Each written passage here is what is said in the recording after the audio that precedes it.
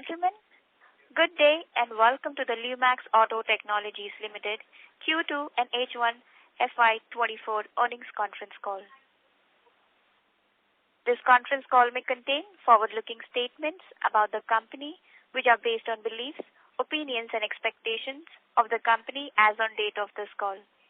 These statements are not the guarantees of future performance and involve risks and uncertainties that are difficult to predict. As a reminder, all participant lines will be in the listen-only mode, and there will be an opportunity for you to ask questions after the presentation concludes. Should you need assistance during the conference call, please signal an operator by pressing star then 0 on your touchtone phone. Please note that this conference is being recorded. I now hand the conference over to Mr. Anmol Jain, MD from Lumax Auto Technologies. Thank you, and over to you, sir. Thank you. A very good afternoon, ladies and gentlemen.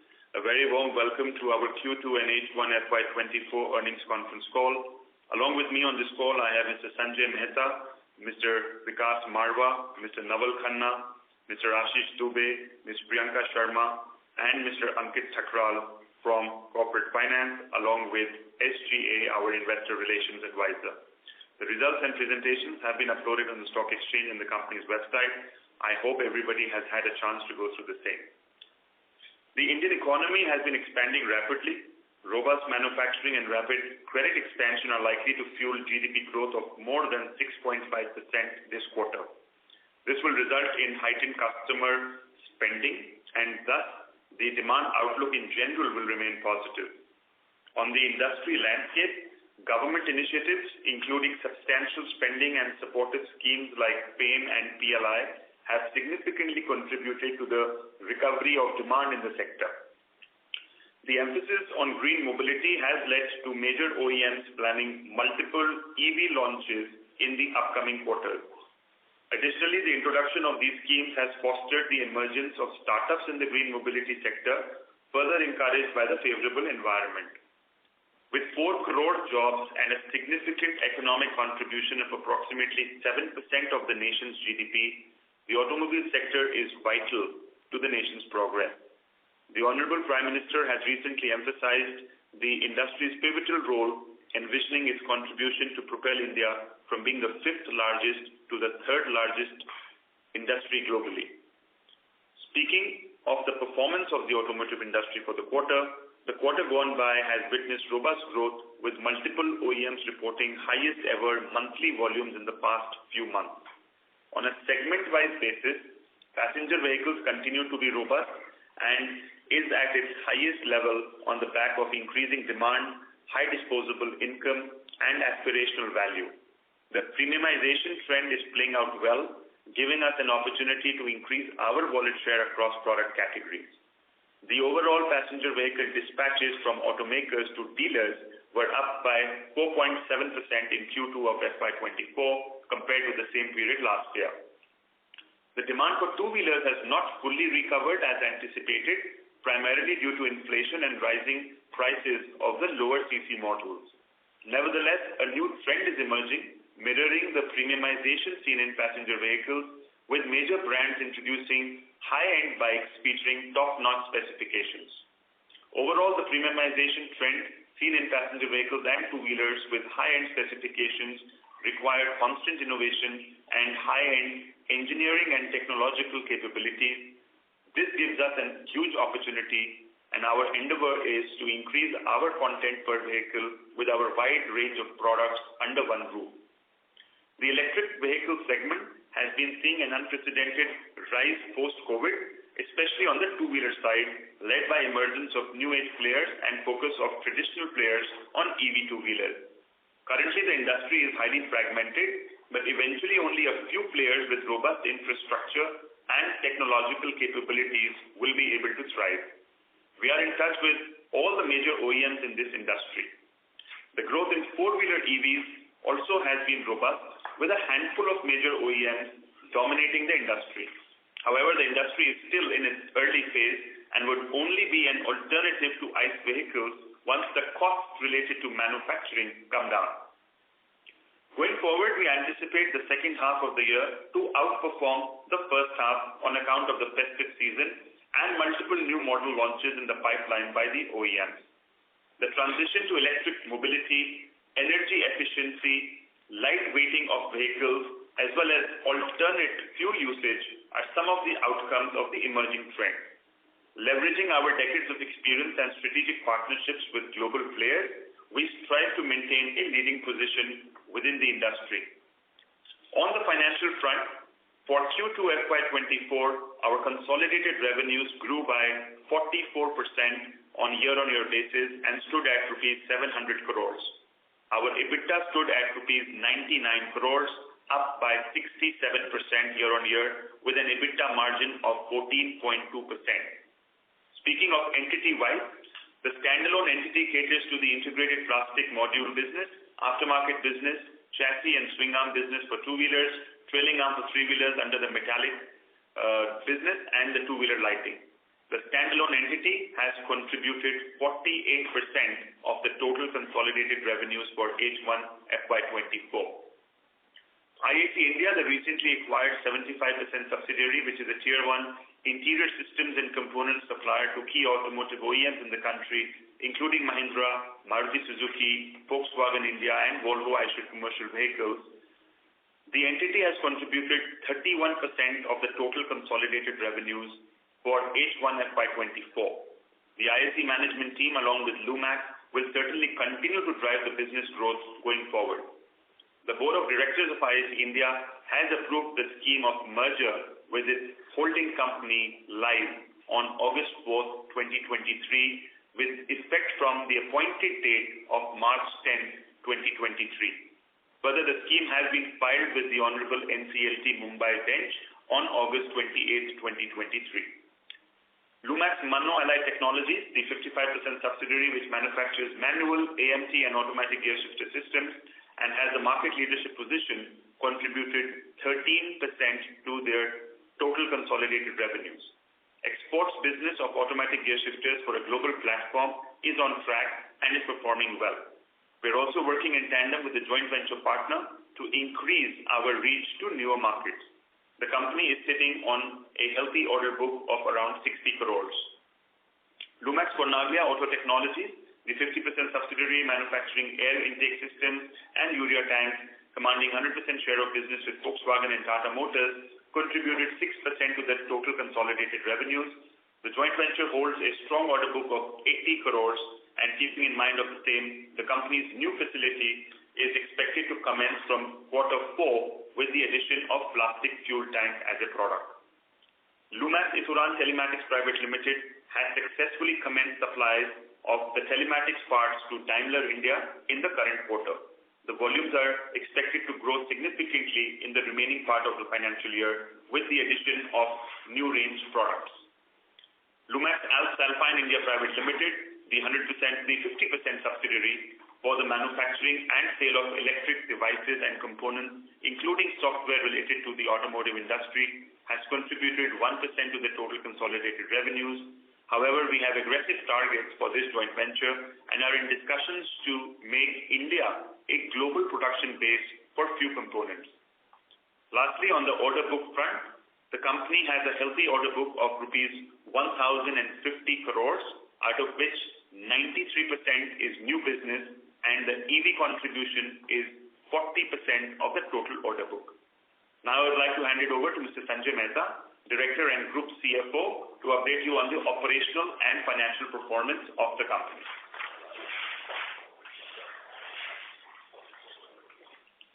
Good afternoon, everyone. I will brief on the operational and financial performance for Q2 and H1 FY24. For H1 FY24, integrated plastic modules post IAC business contributed 47% of overall revenue, followed by aftermarket at 14%, gear shifter at 13%, fabrication at 8%, emission at 6%, lighting products at 5%, and others at 7%. For the first time, share of passengers vehicle has overtaken two and three wheelers with PVs at 47%, two and three wheelers at 24% to overall revenue, aftermarket at 14%, CVs at 9%, and others at 6% for H1 FY24. For more detailed operational highlights, one can refer our investor presentation uploaded on the exchanges and company's website. With respect to financial highlights, the consolidated revenue for Q2 and H1 FY24 stood at rupees 700 and rupees 1,332 crores respectively, up by 44% and 47% respectively. Revenues for IAC India stood at rupees 419 crores and EBITDA stood at 77 crores. EBITDA margins stand at 14.1% for H1 FY24 as against 11.9% for H1 FY23. Absolute EBITDA for H1 FY24 stood at rupees 187 crores, a growth of 74% on year-on-year basis. PAT after minority interest for the half year stood at rupees 49.5 crores as compared to 50.9 crores in the FY23. PAT margins stood at 3.7% for H1 FY24. The lower PAT with respect to last year is because of higher interest cost on account of long-term debt of rupees 400 crores and higher depreciation of intangible assets on account of acquisition of IAC India. The net debt as on H1 FY24 is rupees 88 crores. The capex incurred during H1 is 41 crores and full year estimated is rupees 100 to 110 crores. Now I invite for question and answer.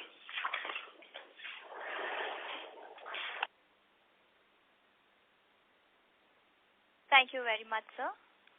Ladies and gentlemen, we will now begin with the question and answer session. Anyone who wishes to ask a question may press star and 1 on their touchtone telephone. If you wish to remove yourself from the question queue, you may press star and 2. Participants are requested to use handsets while asking a question. Ladies and gentlemen, we will wait for a moment while the question queue assembles. We take the first question from the line of Resham Jain from DSP Asset Managers. Please go ahead. Yeah, good afternoon, team. So I have 3 questions. First one is on the base business itself. If I just remove IAC acquisition, it seems that the base business has seen almost like a flat or marginal degrowth. And within that, I think the run rate of aftermarket has the kind of growth which we saw in the last 2 years, 22-23. We have seen a significant kind of momentum loss in that in terms of growth. So if you can just share your thoughts around it, then I'll ask other 2 questions. So thank you. You're absolutely right. I think if I look at H1 without the IAC business, the revenue compared to last year is almost flat.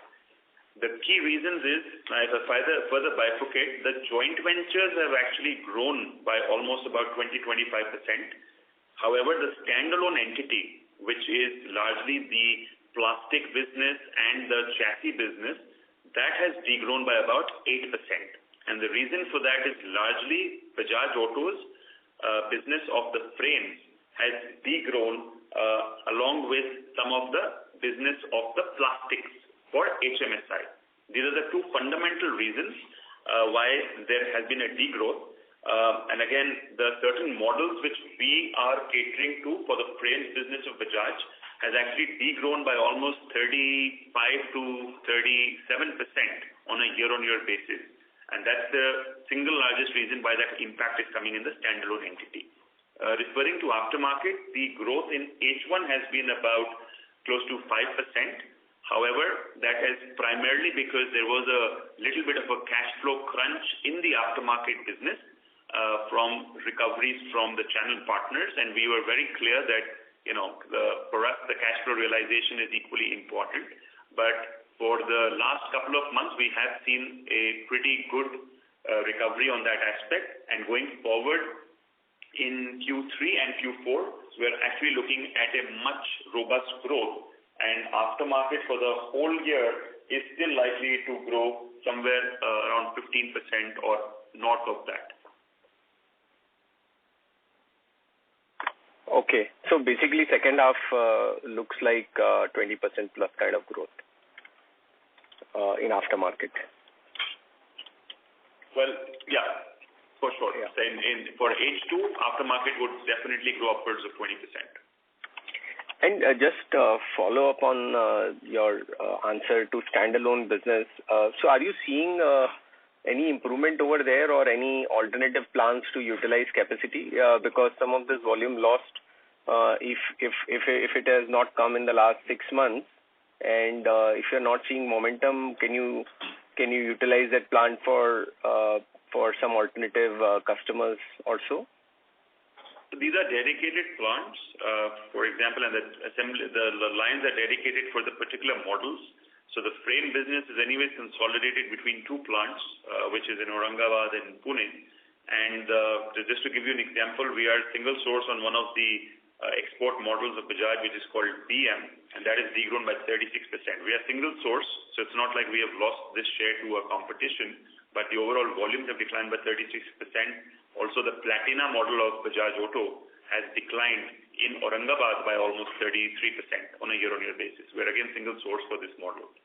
So there is not much we can do in terms of utilizing this asset for other production of other things. However, we are in talks with Bajaj Auto to try and get certain new businesses for their premium bikes of Triumph and also for some of their forthcoming electric vehicle models in terms of getting the overall frames as well as certain painting parts. So that is still in discussions, but that will still take some time to fructify. I still expect probably a degrowth in the Bajaj frame business even continuing in H2. Understood. Very clear. Second is with respect to the acquisition, there has been a good uptick in terms of the overall revenue since you have acquired. Should one expect a similar momentum in the coming quarters also? So I think in H1, if you look at IAC, we did about a 419 crores revenue. I expect slightly, maybe a single-digit incremental growth in H2 compared to 419 crores, which we clocked in H1. Largely because, again, Mahindra is the single largest customer there, and I think Mahindra by itself is pretty much strapped on their capacities. So by because we are pretty much very strong 80%, 85% presence in Mahindra across models. So as long as Mahindra's output continues to increase, the revenue for IAC will also continue to increase. But having said that, in the forthcoming year, FY25, I think we're sitting on a pretty strong order book of around almost 650 crores for IAC India. And again, a lot of the models of Mahindra and Mahindra as well as Maruti Suzuki, we have acquired businesses which will fructify in FY25 and FY26. Understood. And the last one is with respect to your comment on electric devices and software business, which is just 1% as of now. And you said you are looking to manufacture certain product for global requirement. So if you can explain what exactly is this business and what kind of business you are expecting from this one? So fundamentally, the joint venture of Lumax Alpine is obviously to make foray and go deeper into the Indian market, which continues to remain. The joint venture has also acquired certain recent new order books to the tune of approximately 60 to 70 crores. Again, by Indian OEMs, and we are getting into not just expanding switches, but also the sensors business, and also talking to certain OEMs for certain in-vehicle entertainment, in-vehicle infotainment devices. So these are very high in electronics. They're very high in embedded software and technologies. But this is the first strategy for the domestic presence and expanding the domestic presence. The second strategy under this joint venture is also to relocate the production base for some of their components which they make globally, relocate those facilities or the assembly lines and the entire production to India. Of course, this would be sold to OEMs globally through our partner internationally. So while we will utilize the cost efficiencies of India and relocate the production here, the joint venture will clearly get a huge headway in terms of the revenues and obviously operating margins as well. Okay. Thanks and all the best. Thank you. Thank you, sir. The next question is from the line of Mr. Aman from Carnelian Capital. Please go ahead, sir. Opportunity and congrats on a good set of results. My first question was on this. We have been doing 18% kind of EBIT margins for the last 2 quarters. So, would this be the regular run rate for this business, or how should one think about a consistent margin for this business? Well, if you look at our EBITDA, the total EBITDA reported in H1 is 14.1%. So I'm not sure what is the 18% you're referring to. I'm talking about IAC India, the acquired business. Okay. So IAC India EBITDA, yes, has been consistently at about give or take 18.5% in quarter 1 and quarter 2. I think going forward, we do expect some marginal correction because there are certain product mix which will change in quarter 3 and quarter 4, but we do not expect more than 100 bits change going forward as well.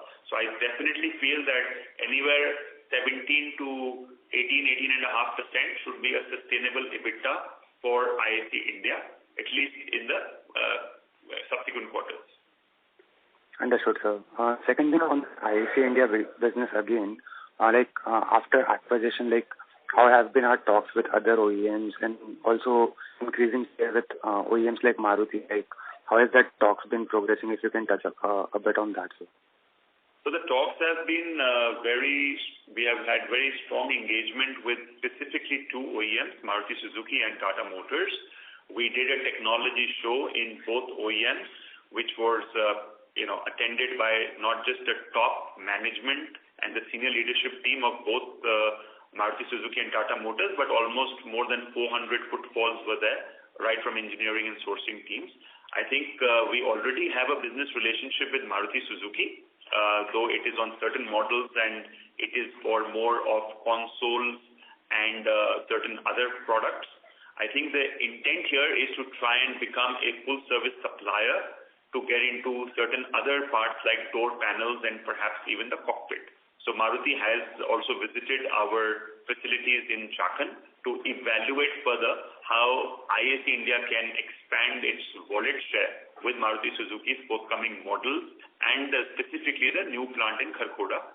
Tata Motors also similarly, we have had some very strong engagement and the engineering and marketing teams are hold continued discussions for their forthcoming models on the Avinya platform. Understood, sir. The next question was on the I'm sorry, I lost you.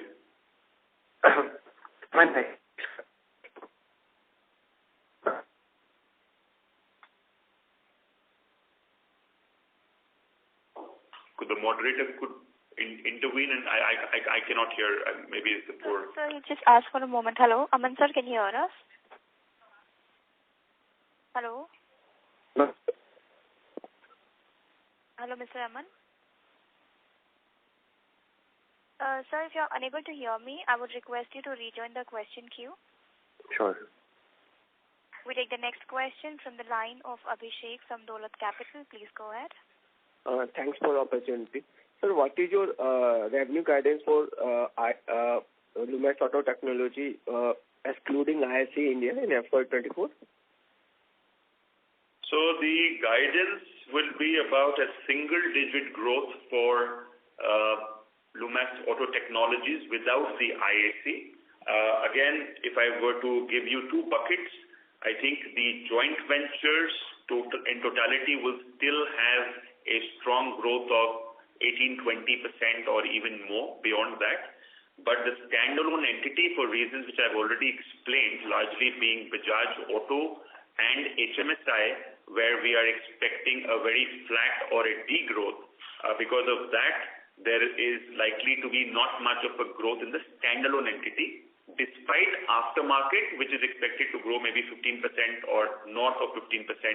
So overall, I would say a single-digit growth is what I'm looking at for this year for Lumax Auto Technologies without IAC.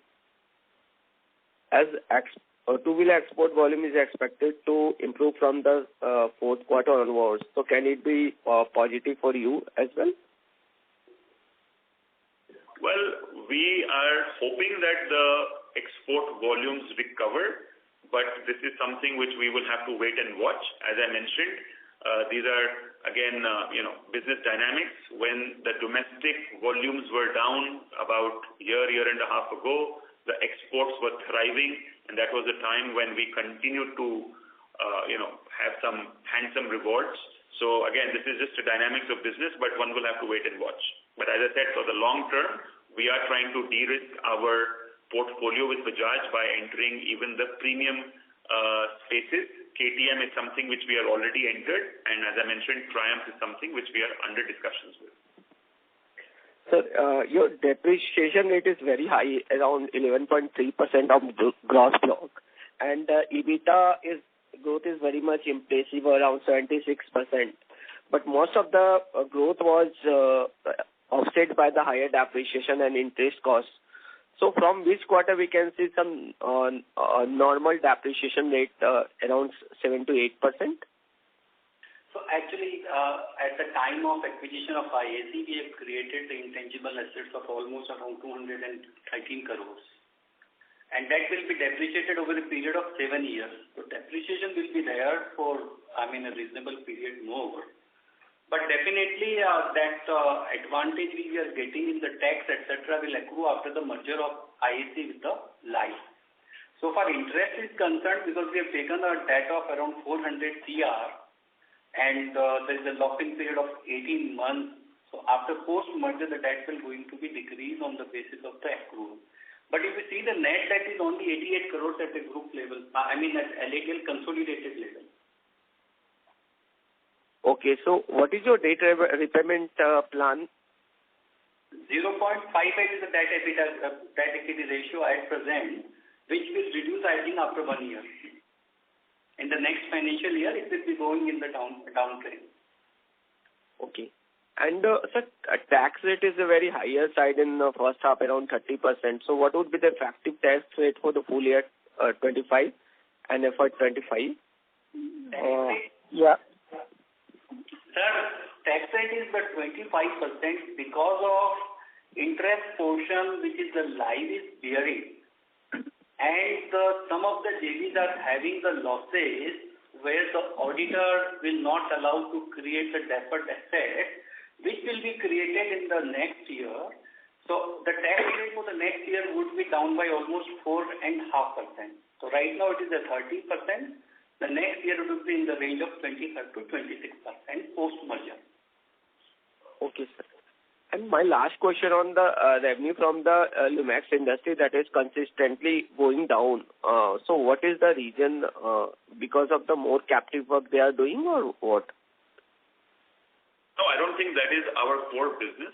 And I think that over the next few quarters or perhaps in FY25 will possibly strategically continue to decline.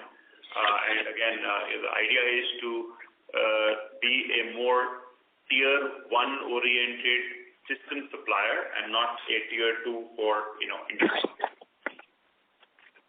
So will there any impact on the aftermarket because of this strategic movement?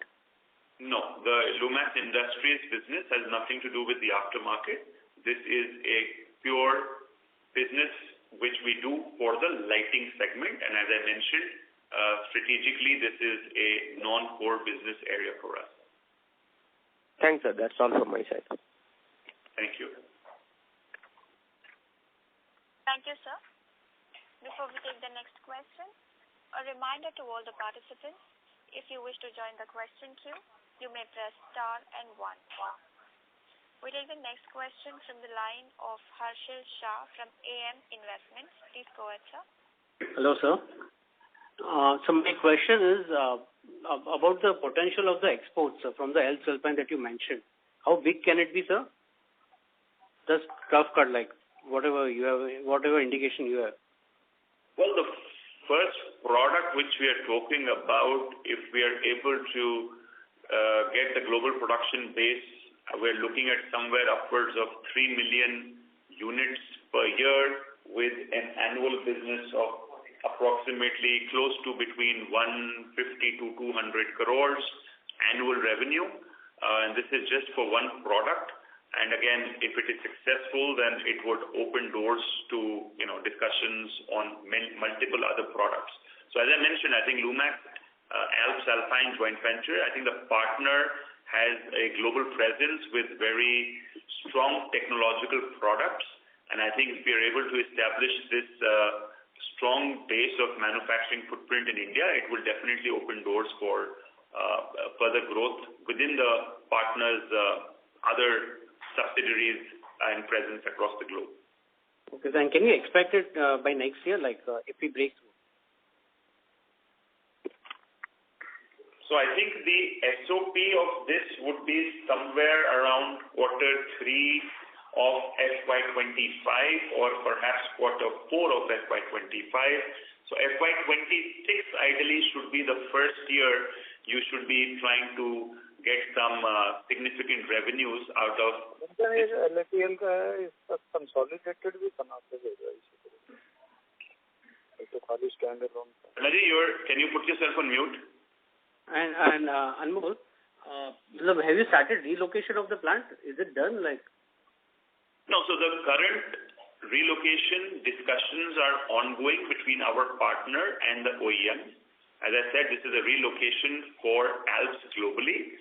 So once the OEMs, in principally the OEMs have been informed, but I think now the teams are working on doing the more feasibility. And again, one of the key factors is, the geopolitical aspect. A lot of this production will be moved out of China into India.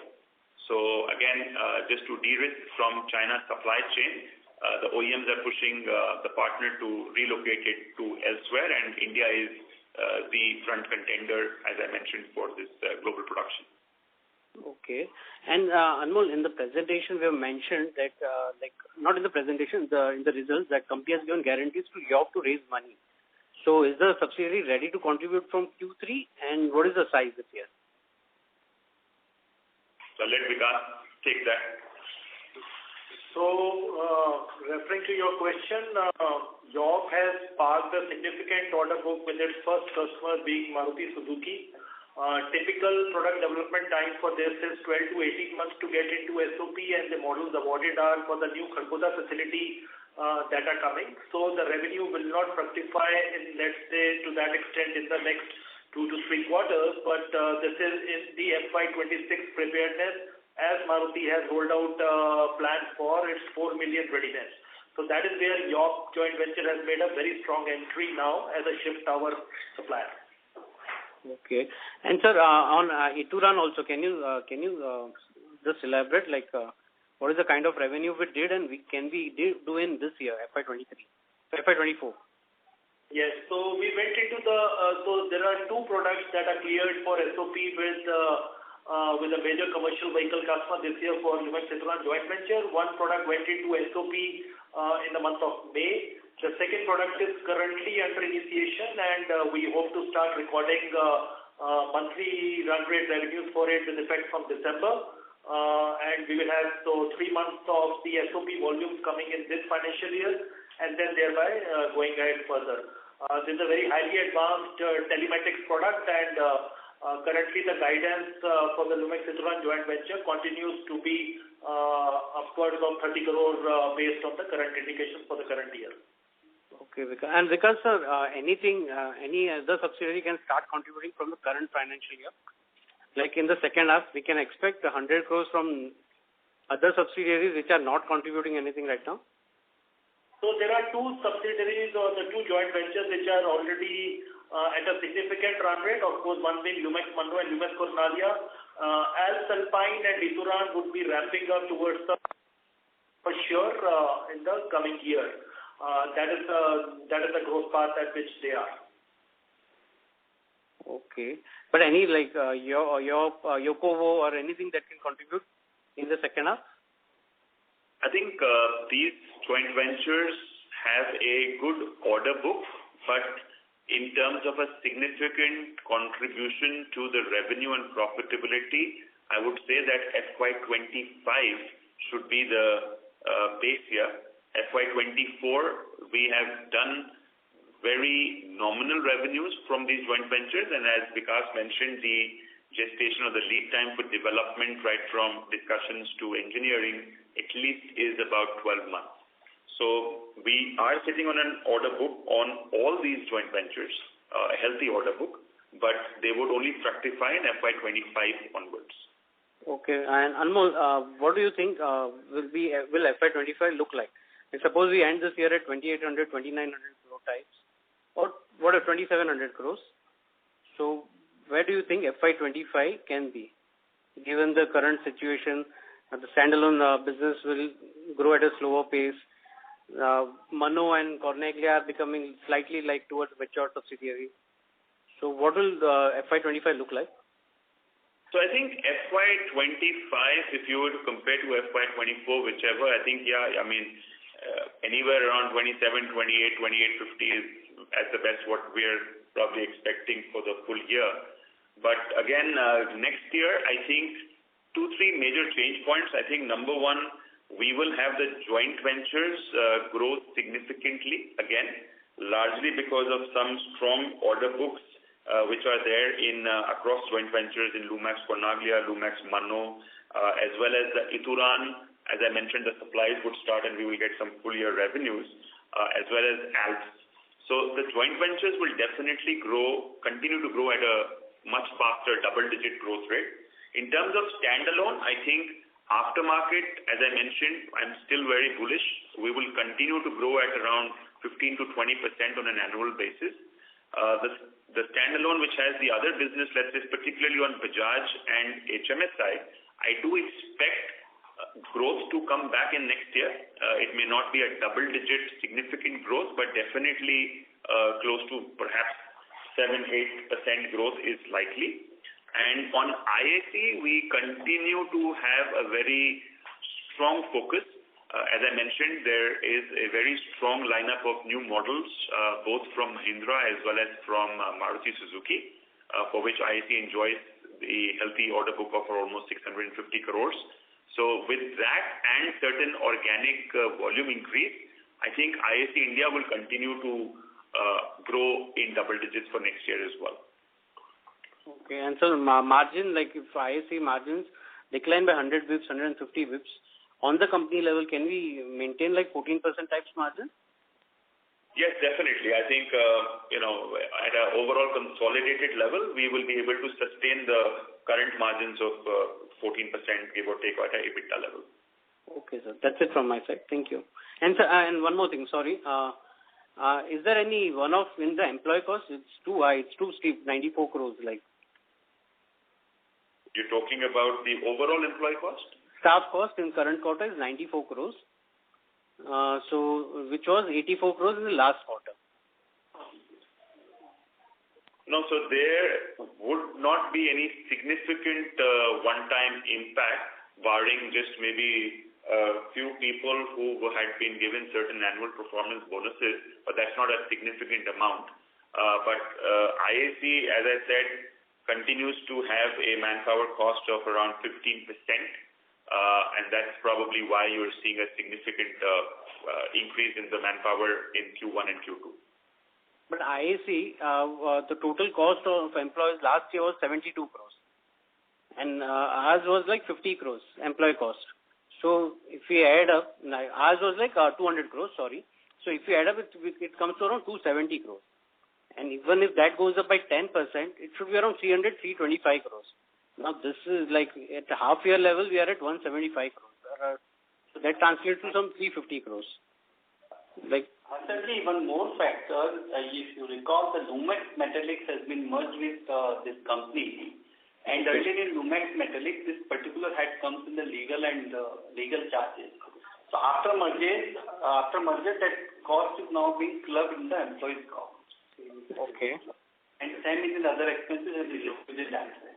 That is another factor where you are seeing this accounting change. It's just an accounting change. It does not impact the bottom line, but yes, you're right. If you look at particularly a line item of manpower, it would go up, and if you look at the corresponding amount in other expenses, it would have gone down. Okay, correct. Okay, thank you. Thank you, Anmol. Thank you, everyone on the board. Thank you. Thank you, sir.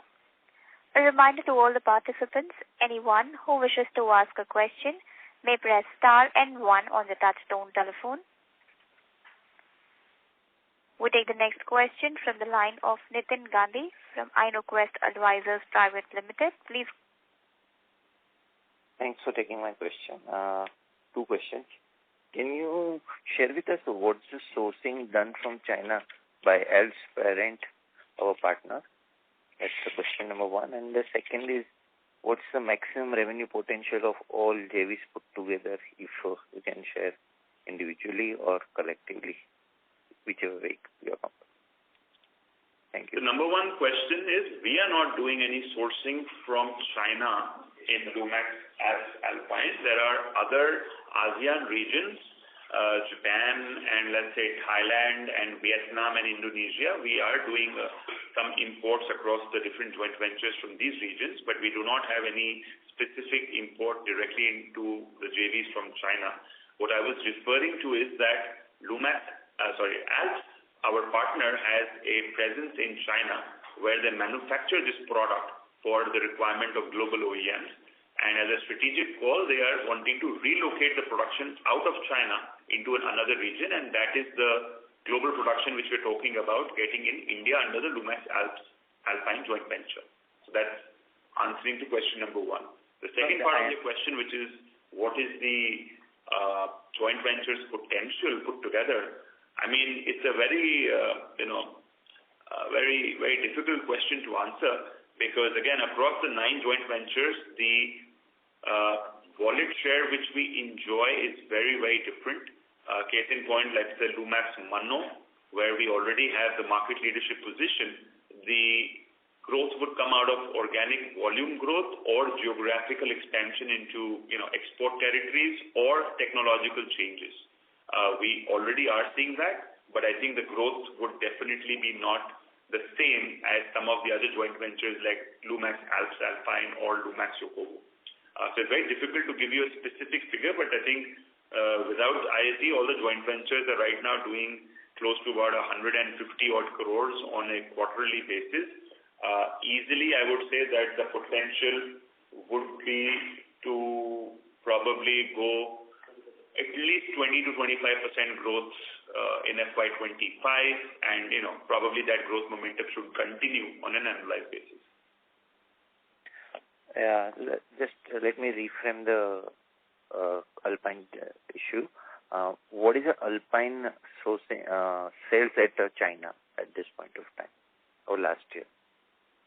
Well, Alpine is a very large $8 billion company globally, and they have multiple production facilities across the globe. So I would not have the exact number as to what is the contribution of China within the Alps global portfolio.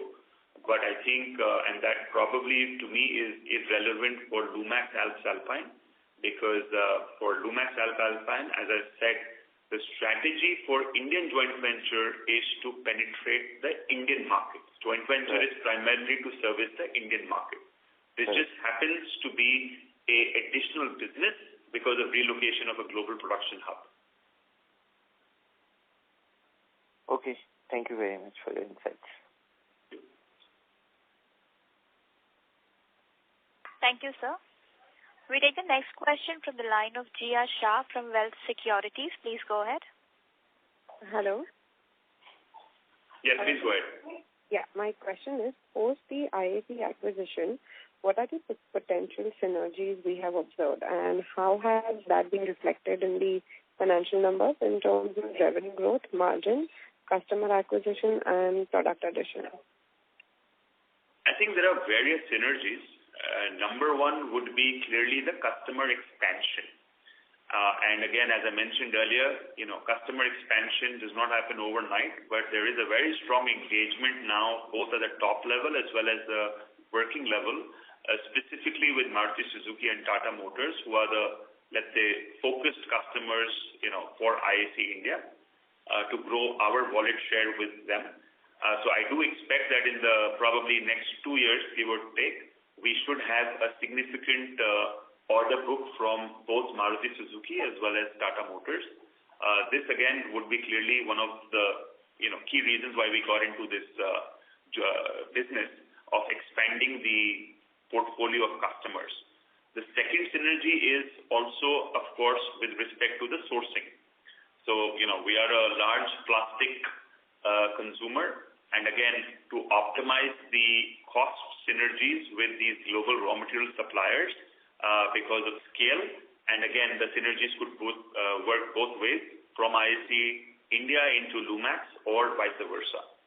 And we've already started to see some of that sourcing synergies play out, not just in raw material, but even the tier 2 sub-suppliers, which remain common in certain regions. The number 3 strategy is, again, at a group level, more for the lighting piece, the interior lighting. So while it is not related to this company, at a group level, that synergy still holds true. And number 4, again, the idea is we do a lot of components into multiple joint ventures today. So for example, we do power window switches in one joint venture, we do gear shifters in one joint venture, we also do, let's say, certain other interior parts like the air conditioning vents, in the standalone entity. How can we package this as a full service supplier to the OEMs along with IAC and give them as a complete module? So that this is a third synergy which is being worked out and talked about with OEMs. I don't think it's possible at this point to give you a revenue and a margin outlook because of synergies, but I think, as I mentioned before, the order book for both the IAC as well as the non-IAC business continues to look very positive for the future. Okay, that was helpful. Thank you. Thank you. Thank you. The next question is from the line of Ravi Shah from Opal Securities. Please go ahead. Hi, am I audible? Yes, go ahead. Yeah. So my first question would be on what is the capex done during H1 FY24, and what is the total capex guidance for FY24 and FY25, and where will these funds be deployed? Like, will capex be deployed? So H1 we did a capex of 41 crores, which largely about 10 to 12 crores was in IAC India, and about a similar amount went into the Lumax Cornaglia, and about 6 to 8 crores went into the frames business of Bajaj Auto. These three would be the largest contributors of 41 crores. As indicated earlier, the outlook for the full year is estimated to be anywhere around 110 to 128 crores.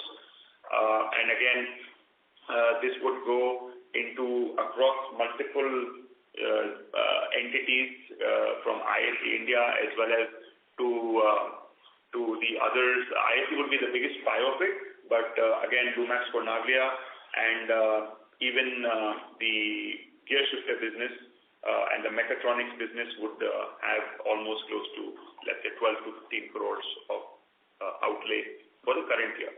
FY25 still too premature to give you a capex guidance, but to give you a very different scenario, we're sitting on 1,000 crore plus order book, as I mentioned earlier, and to deliver that, I think over the next 2 to 3 years, because FY25 almost 45% of this order book would get realized, and in FY26 it would be another 30%, and then FY27 would be about another 25%. So we do expect in the next 2 to 3 years, perhaps our asset turns would be much better compared to what we have traditionally been doing. Understood, sir. Thank you for such a detailed answer. I have one more question. So how much does M&M contribute to IAC India's business? And what other major customers does it cater to? That is that. And also the major customer additions in IAC or Lumax business for the current period? So Mahindra accounts for almost 70 to 75% of IAC India business. The other three customers which are there are Maruti Suzuki, Volkswagen, and Volvo Eicher. So these are the four customers. We do also very nominal business with Force Motors, and we do a lot of design and engineering revenue, even with Tata Motors, but not at a product component level SOP yet. As I mentioned, that is the next step on how do we get into a full service supplier understanding with the likes of Maruti Suzuki and Tata Motors. And what was your second question? My second question was, any major customer additions in IAC or Lumax business for the current period? We do not have any major customer addition. We have gotten into different product lines, but the customers remain the same, which is the same. So we don't have any this thing, but the only other customer addition for Lumax Technologies would be Hero MotoCorp, where we started the plastics business in our Pantnagar facility. Okay, understood, sir. Thank you, and all the best, and happy Diwali. Thank you to you too as well. Thank you, sir. As there are no further questions, I would now like to hand the conference over to Mr. Anmol Jain for closing comments. Well, I'd like to take this opportunity to thank everyone for joining into the call today. We will keep updating the investor community on a regular basis for updates on your company. I hope we have been able to address all your queries.